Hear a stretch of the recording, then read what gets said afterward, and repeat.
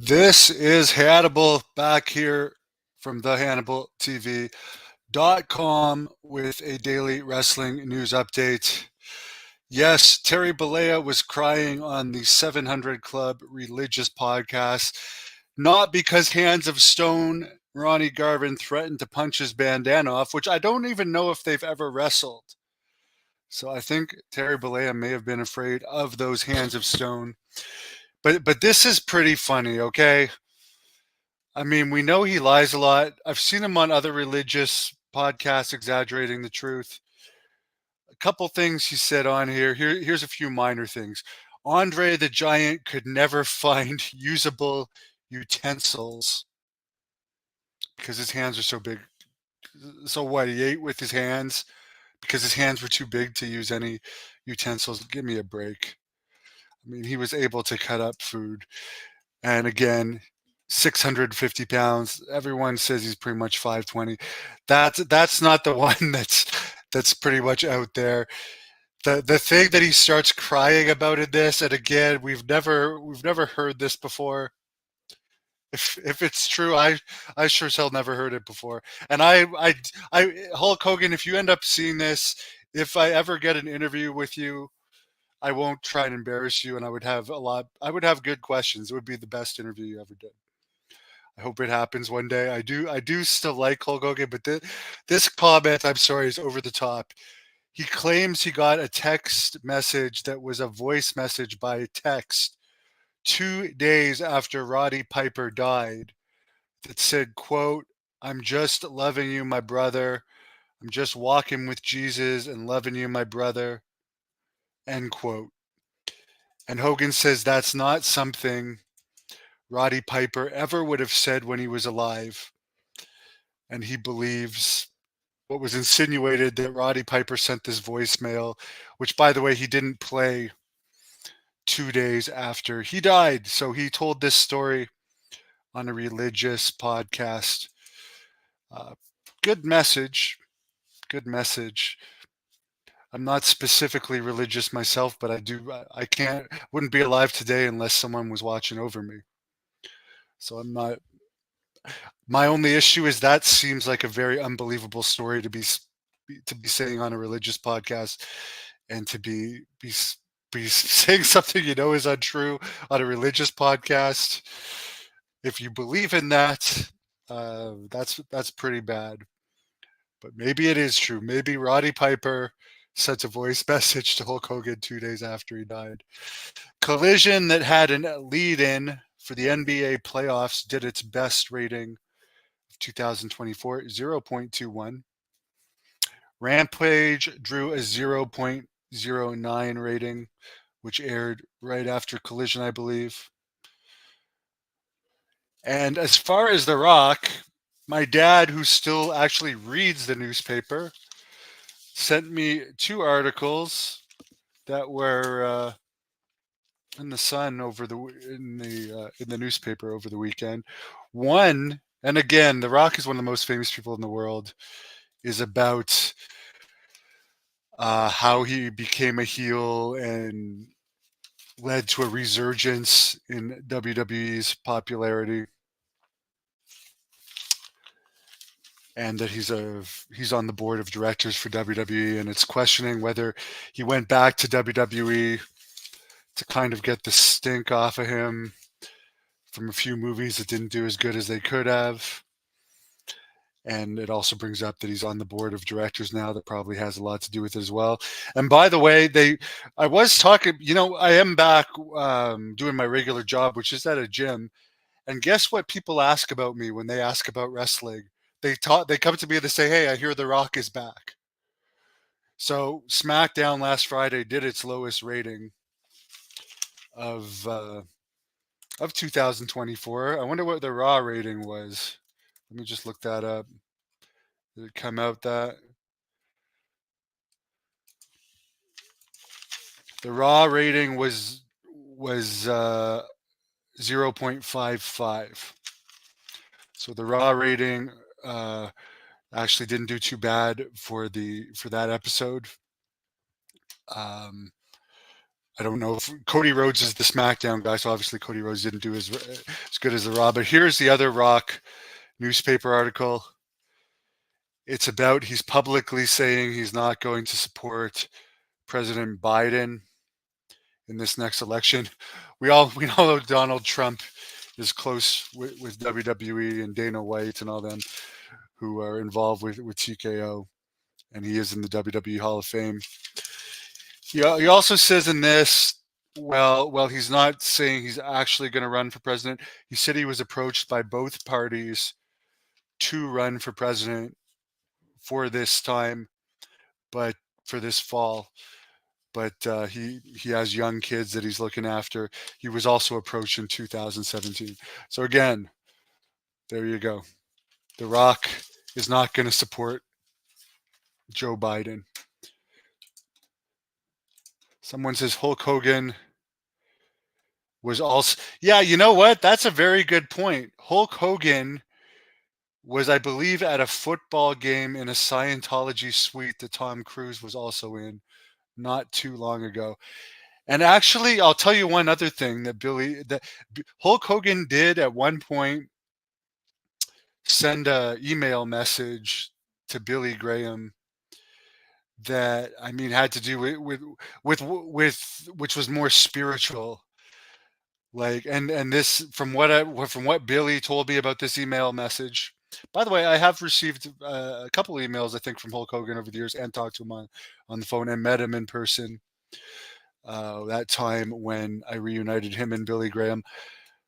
But from what I gathered from Hulk, or from Billy telling me what Hulk, he was basically saying that life is not over when you die. When it's just what your spirit's using at the time. It's like a car. It's like we use a car to drive around till the car dies, and we find something else. And he was using that comparison in this email to Billy Graham. And I remember, I think they may have exchanged a few emails around this time, which may have been about 10 years ago. And then they stopped contacting each other again. AEW turned into Impact Wrestling. Well, Impact doesn't even get a 0.01 rating this week, and they averaged 200 fans last year, so they're not at Impact levels, but their product is turning into a joke.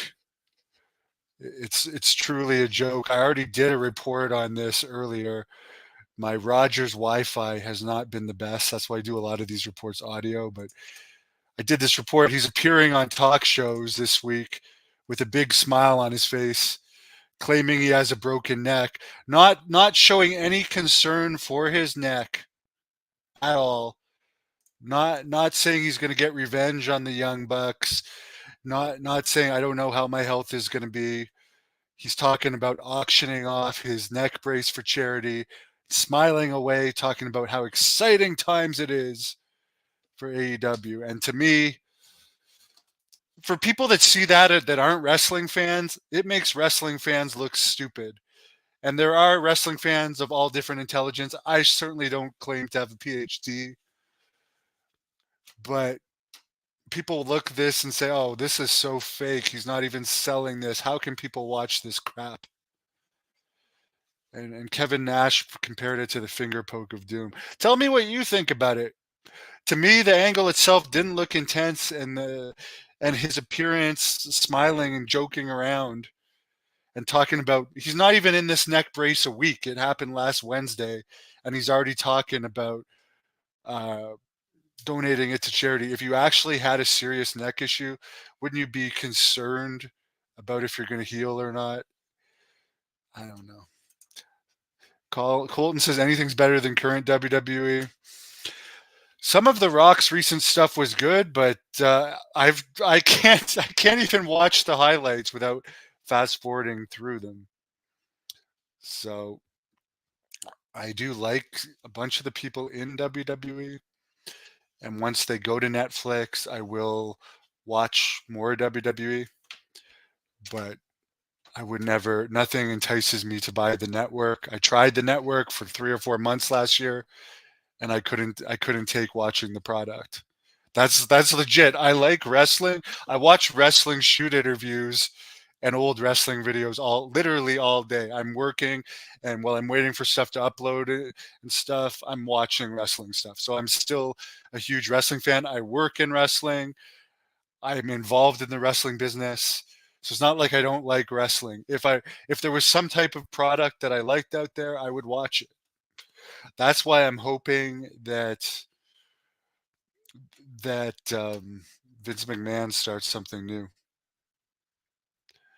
Roddy's last tweet said he was going to expose the Hulkster. Well, that's interesting. It wouldn't surprise me. It would not surprise me. Let me just look that up. Roddy Piper's last tweet. Let's see if that's true.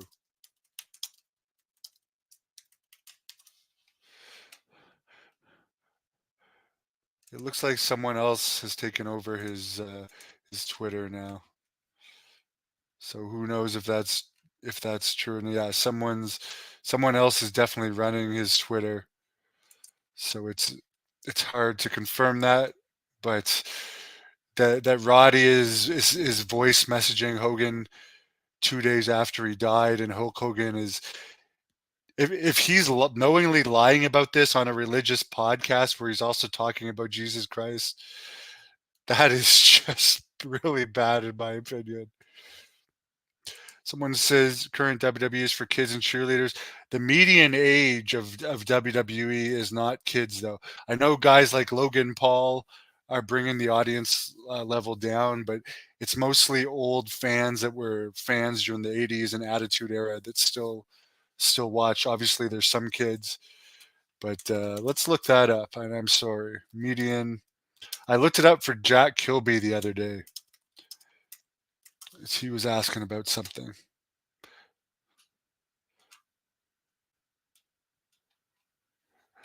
WWE fans are getting older.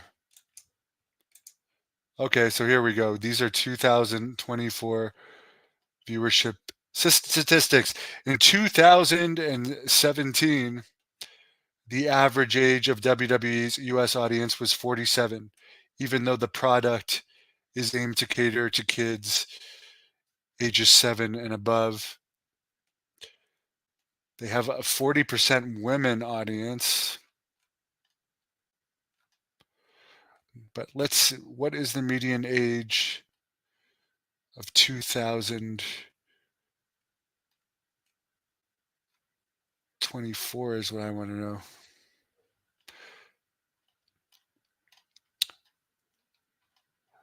I'm sorry, guys. I will look it up for the next news because all I'm seeing is in 2017, it was 47, which is interesting. I don't believe 40% of the WWE audience is women based on looking at the crowd. They do clearly have a bigger women's demo than men. Here's something else I noticed, and you guys tell me your opinion. Tony Khan is like obsessed with these Japanese wrestlers that only smart marks care about. They're not over to the mainstream population in the US and Canada. The the Winnipeg Dynamite tomorrow has like 3,600 pre-sold with Chris Jericho against Shibata in the main event. Do you think had it been Chris Jericho against Edge, two WWE guys, or Chris Jericho against Moxley, two like known people, that they would have a better pre-sale than 3,600? Because I know the Japanese wrestlers are Tony Khan's taste. I trained with Shibata for a week in LA in 2019. I like him. He had a good match with Brian Danielson in Ottawa, which had, from what I was told, right around 3,000 fans, and we're a population of over 1 million city.